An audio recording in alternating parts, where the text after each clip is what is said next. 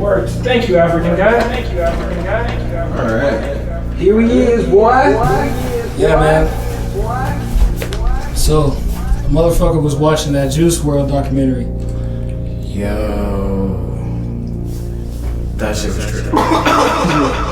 Trippy, man. It was intense. Like, I knew he was a genius when he was living, because, obviously I was paying attention to what he was dropping, heard the singles. But damn, that fucking documentary really let you know how effortless it was for him to make like perfect music for what it was. Like, in a good sense, because you can make perfect horrible shit, but like it's perfectly bullshit. Yeah, he is. Yeah, he would just freestyle nonstop, and no breaks. Yeah. What's that? Metronome. Yeah. Pussy. Back in the business. My bad. What were you saying? Shit, man. We're talking about that. We're talking about that Juice WRLD documentary. Yeah, man. Like his artistic prowess. Yeah, it was crazy. He would just like effortlessly. I mean, the combination was like his like fucking Goku Vegeta fusion of like Warped Tour era EDM, not EDM, my bad, emo music, emo rock. Like, I mean, countless bands, but I could easily say like Ronnie Radke, right, mixed with Future, but with his like kid voice, rather than like Future's like guttural like this tone of voice that he uses. Yeah. Like he smoked like faux backwood before he started recording. Like, so he mixed that with like slapping ass beats, like crazy beats. Like there was no experimental beats. Every beat was made like it was some shit that 1,000 kids would buy on BeatStars or some shit. Yeah. The beats were fire on their own, and his voice, he was so well practiced with his tone. Either that or he was natural. I know naturals. I have a couple friends who are naturals. They just the tone they rap in sounds good. Probably like how like DMX was or something. And I saw his documentary for the first time, and I was like, holy shit. Yeah, it was intense. Yeah, I don't even talk about that until shit watch it. Your shit was intense. Like, god damn, I can't see him talk to his like kids and shit. Shit was wild. The people around him, but yeah. But that combination, that perfect combination Juice WRLD came with, it was the perfect storm. It was insane. Yeah, some of these people come way ahead of their time. I mean, I kind of think he was right with his time. Yeah. I mean, you mean, but shit, maybe you meant something. I mean, the ability to amass that much success in what, 3 years, 2 years? 3 years tops. It takes people a good bit of time to do that, a lot of the time. But to come in and do it, yeah, I think it's like you said, the effortlessness. I think it comes from just doing it all the time. Like the whole interview, he's always rapping. Like at any time, he'll just break out into something. Yeah, and his rapping was dramatically like accurate. Like it made a lot of sense often. I mean, I've had moments where, especially when I was younger, I could freestyle and I would make a lot of sense, and people would be like, "Holy shit, this is amazing." I mean, shit. You got freestyle artists like Lil Flip and shit, like the Freestyle King. Maybe he named that himself, but it sticks. Yeah. But some people just go. Yeah, I think you find a zone, and then like you said, the drugs. The drugs definitely helps. I mean, they don't hurt. I mean, they obviously hurt in the long run. The short run and the long run, to be honest. But they don't hurt. I mean, especially once you either accidentally by force become acquainted and like, let me see, just used to being fucked up a little bit while you're creating or while you're delivering on wax, it becomes dramatically difficult to do it without it. Right. It would take proper rehab. Like, you gotta be away from everybody and everything. Cause like, yeah, like I wouldn't even know. Like I fucking do fucking substances every time I fucking go to the computer. Every time. Mm-hmm. Every time. I don't get wasted. I'm too old to get wasted now. I know limits. But I still fucking take an Adderall. I'll still drink some beers. Or if I have some fucking alcohol, I'll sip, mix it with some juice. Yeah. And I'll fucking do push-ups the whole time. It's like this routine of just like, got this idea, put this down, take a sip, push-ups, back to the computer. It's like, yes. Yeah, no, man, it's all about energy. Yeah. Know? Like having the energy to do it. Yeah, it's about having the energy. And the energy can go. Like, you can get jaded, and I'm properly jaded. I am tremendously jaded. But thank God for drugs. But I know that sounds shitty in the context of what we're talking about right now. Yeah, it's like this weird, these weird components of this game world. You know, we're here, and then you get these pieces of the game world where you can use them for various reasons. It's like I write that in, like you can use this one substance and it helps you do this. But if you overdo it, you're fucked. Yeah, fucked. That's the game. Yeah. The game's called You're Fucked. You're fucked. And you gotta try to unfuck yourself the whole game. This is the unwinnable game. You like the beginning of the game, you like expert mode. You like you're nodding off on Skid Row. Yeah, you're not. And then like you have an epiphany. There's like a drone in the sky, but you think it's like an angel or some shit. Faces.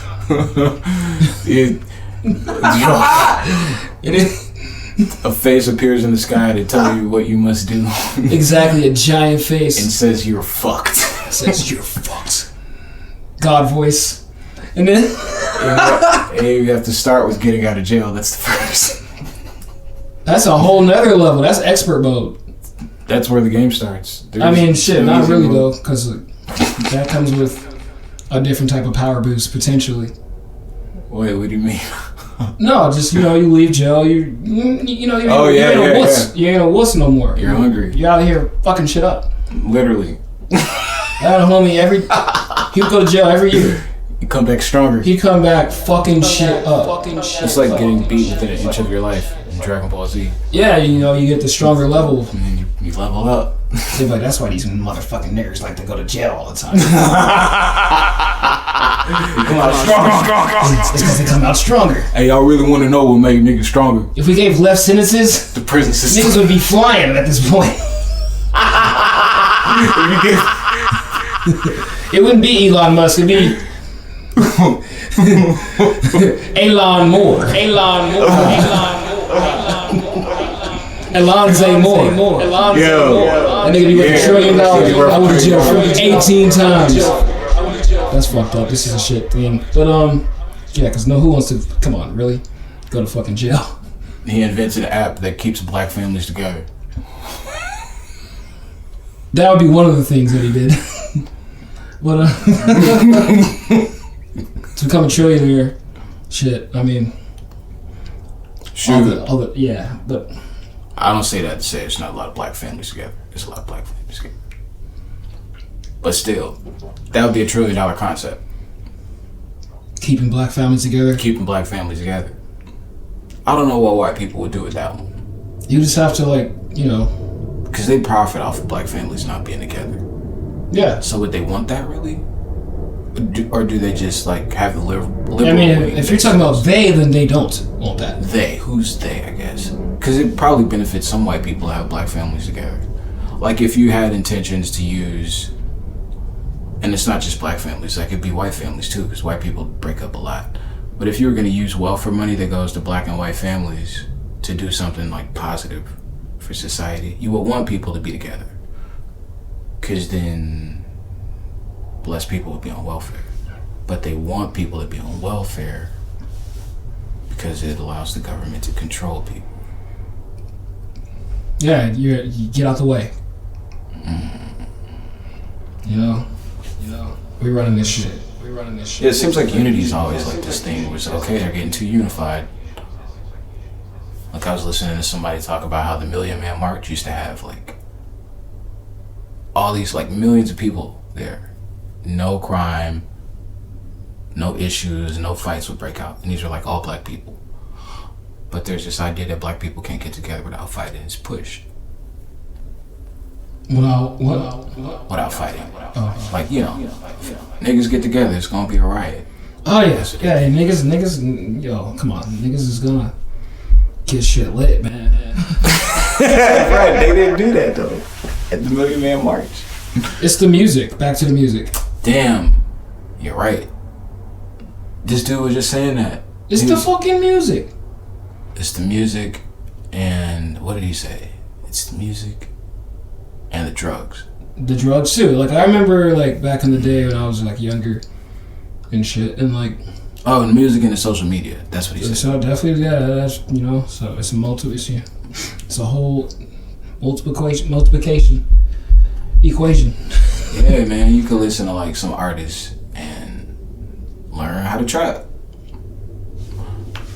I mean, you still gotta go out there and do it, but they don't make songs that tell you how to invest in the stock market. Yeah, like one guy did. I remember. I don't even know that guy, but I remember like being really nostalgic, like in high school and shit, and listening to like early Eminem records, like the the whole albums, because that's what we did back then. Mm-hmm. And like a 10 disc CD changer in my car. I remember that one. Yeah. 10 of them hoes in there. That was lit. You had a whole universe of music. Yo, where we at? Like 10 CDs. Yo, shit, let's go. But like, I remember listening to Eminem nonstop for a good amount of time, and one of my good friends was like, "Man, Matt, you're being a fucking asshole lately. You've been listening to too much Eminem."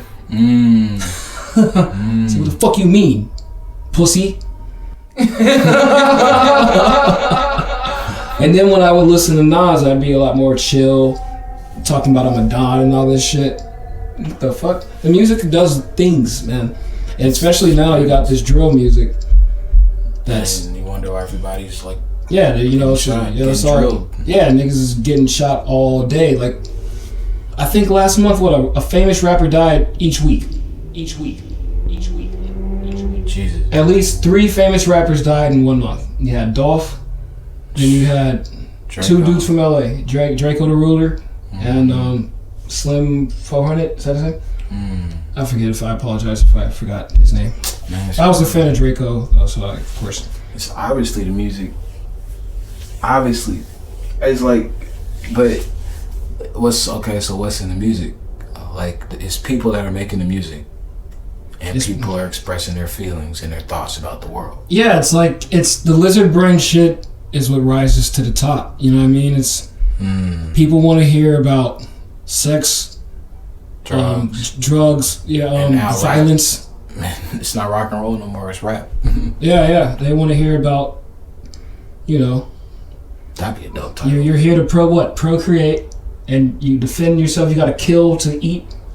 You know what I mean? Like lizard brain shit. And especially shit that they don't do in their life, or if they even do it. It's you can agree with a motherfucker, or it's so fascinating that you like it. Like some of it's Scarface people, some of it's looking in the mirror.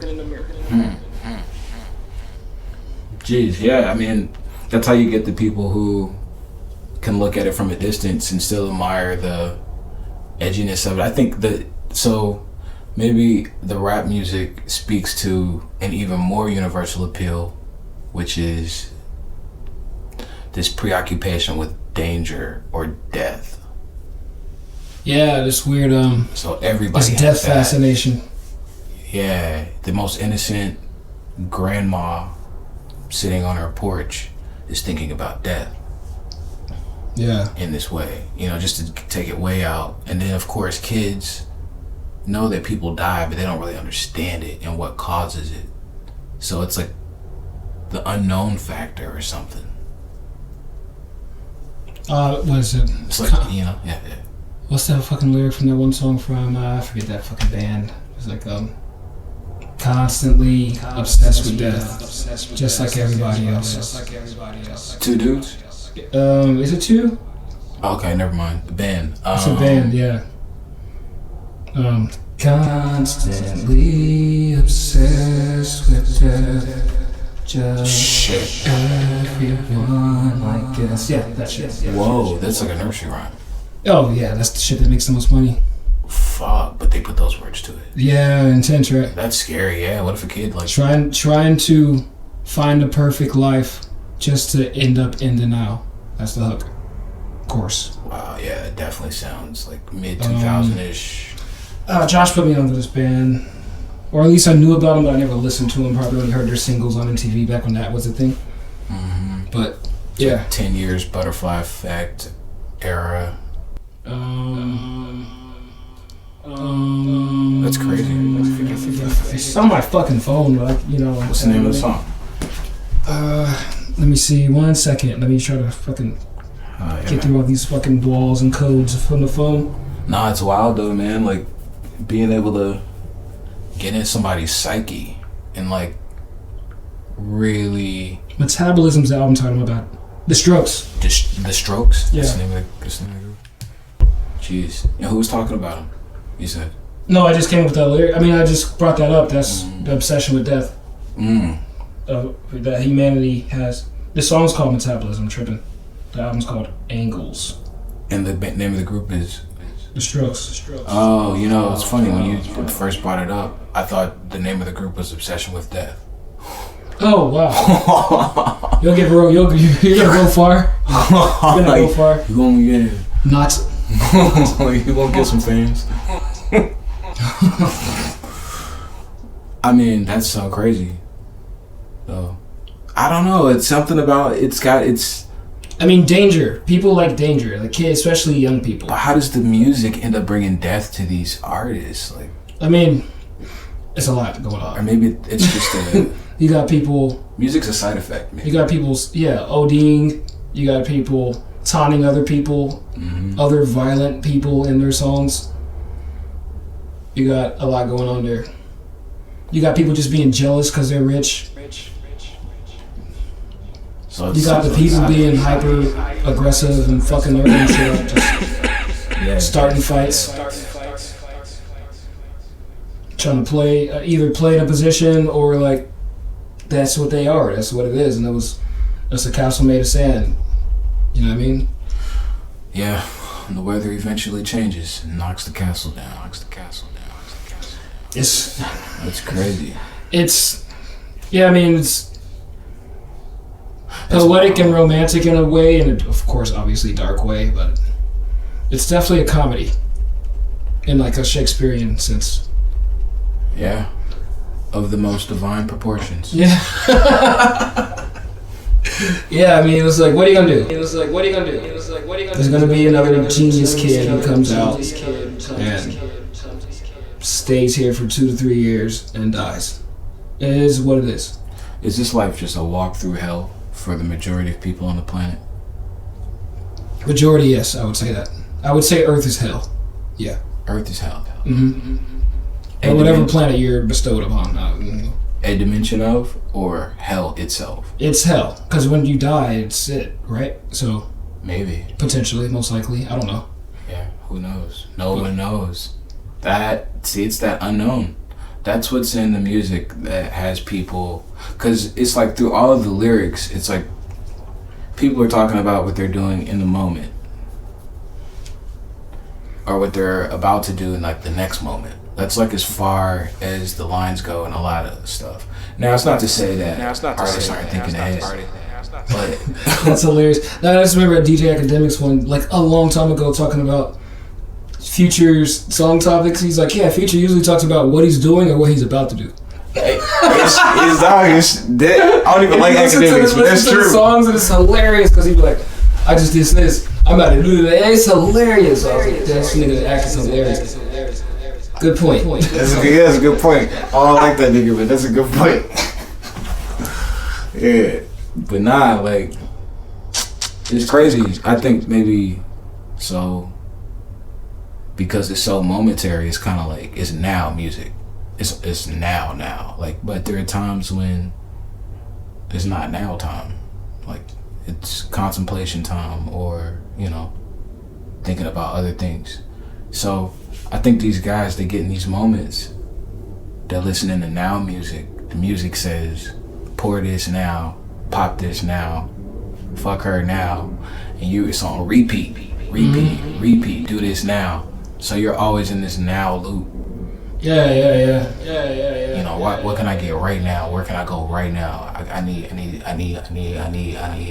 something. Yeah, and especially once you get, You're a robot. once it becomes, once you form the habit, then you're fucked. You know what I mean? The video game. Dang. Once you form a habit, then it's like, you can't unfuck yourself, and that's the whole yeah, thing. that's the thing. Yeah, it's like, okay, yourself. like Herbo said, G Herbo said in the fucking documentary Juice WRLD, he was like, he said a certain amount of things. He does that when he's in a good mood, and he said, I also do that when I'm in a bad mood. You know what I mean? And I was trying to explain to someone like substance abuse, and I was like, well, when you wake up and you first thing you do is this, and then you're bored, then you do it again. Oh, if you gotta go to work, you're gonna do that before you go to work. And if you can't do that at work, you goddamn gonna do that shit at work.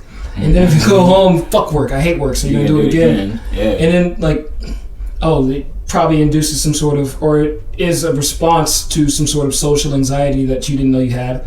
So now just to be around people, boom, you're doing it again. Yeah, I mean, it's just, it never stops. Yeah, I'm happy, I'm sad, I'm good, I'm not. It's just the whole, next thing you know, you're like, oh shit. This shit happened to fucking me. I fucking remember Dare. I remember that shit. Now I'm living in this constant loop of expensive killing yourself slowly. I used to laugh at the kid with the swollen eyes hiding behind the trash can with the joint from the Dare book. Now the kid hiding behind the trash can with swollen eyes with the joint. Man, it's like, they don't Too Short. They must say he wrote a fucking MTV show, and they would like write songs for celebrities. Too Short wrote something for this one like playmate, super hot chick. She's like, I think she's with a basketball player of some sort. He wrote her these bars that I thought Too Short was just the shit. He said, she said something along the lines of just a little girl growing up in Dago, kids doing drugs, and I couldn't say no. I was like, oh shit. Too Short has in a very simplistic way, bro. Like, that says a lot, just that right there. And then like, you know what I mean? Then you gotta, come on, it's like a playmate rapping. Like, just those two bars. That could be just a fucking EDM song where you just keep dropping those lines back and forth with one more line. But yeah. But shit, man. It's a wild thing, man. It's a roller coaster. It's a fucking water ride. One of the crazy ones where it drops you heavy. Hope you can swim. It gets wild though, because you will hope that the people around you, at the very least, like if there's something called loyalty, you hope that the people around you would exemplify that. But it gets twisted, because is loyalty taking away your addiction or keeping you from it, or is it allowing you to have it so that you can continue to do what you say that you love to do? Yeah, man, it's trippy, because at some point you're gonna need some sort of rehab, or else most people wouldn't OD. Not most people don't OD, obviously, but I said that wrong. But a lot of people wouldn't OD, and a lot of people just wouldn't be, constantly relapsing. Even if they do go to fucking rehab, but because if someone constantly pressing you on it, that's gonna make you want to fucking use more. Right. If they're pressing you on it, that's bad stimuli that you're running away from constantly. Right. It's gonna make them want to hide more. It's gonna make you want to do it away from them. You'll do it while you're in the car, or before you even see them, and then you're gonna start getting way more fucked up, because then it's like, okay, I can't do this while I'm with them, so let me overly get fucked up, so I'm fucked up while I'm with them. Then you start getting, you might start getting more fucked up when people start pressing you, to be honest. Because if you can do it in front of people, like shameless, you probably wouldn't use as much, to an extent. Different story for different people.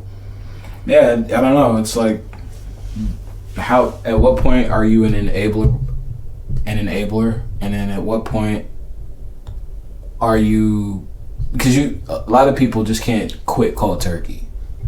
So it's like they were talking about in the doc with Juice WRLD, like they were trying to control the amount that he had by tricking him with the, a 1 and a a 1 or a 4, and it's 1 instead of a 4. It's numbers. It's crazy. It's like, how many? That's a chemist in this biatch. I gave him 3. I gave him 1. Did you give him a 6 and a? Okay, that's fucked up. Okay, yeah, this is the decisions people make, because once you get in a bag, this guy's making millions and millions of dollars, and you get in a large chunk of that. Yeah, you're living fucking nice. Yeah, you don't have no problems. And this person is politely telling you in a polite voice, please go get me more. And it's like, I don't want to really, you want the ride to keep going. Not one of those people said he was an asshole. Yeah, every clip they showed, he was the opposite of an asshole. He was like the most nicest person I've seen from especially his generation. I've been around kids his age. Those motherfuckers be fucking assholes. Way more of an asshole than I was at that age. Yeah, I think he definitely valued the drugs more than he valued people. I saw some microaggressions in the scene with his girl where he had a cup. He was in the studio and like he was drinking the cup, and this girl reached down to grab the cup from him, and he held on to it for like a split second. It was kind of like mine, and he kind of looked down, but then he like slowly gave it to her, and she sipped it, and he kind of was like trying to just place his hands in the center of his lap, like that nigga was a proper addict, bro. He was like, you're fucking taking away from my fucking high right now with your little sips. I know feeling like that with bottles before, like especially hanging out with someone who all of a sudden wants to drink. And you didn't prepare for that. You only bought enough for you that day. Yeah. And then like stores are closed, maybe you're broke. But you don't want to be an asshole. Then it's always like, hey, let's drink together. And all of a sudden you're like, oh fuck, so now I'm gonna be awkward for half the night. Oh. Yeah. No, I feel that. Yeah. It's like fuck, or even with weed. Same with weed. Yeah, I'm like weed. Same with Adderall. Same stretch in your chest. It's like, but it's like you want the other person to enjoy it too, or you know that things are gonna go better if you don't say no. It's like you can't say no. You can say whatever. You can say. But then it's like, you better not ever need anything. It's like the game, like Jordan Peterson said, it's like a game. You want to play the game with the person that understands how human relations work.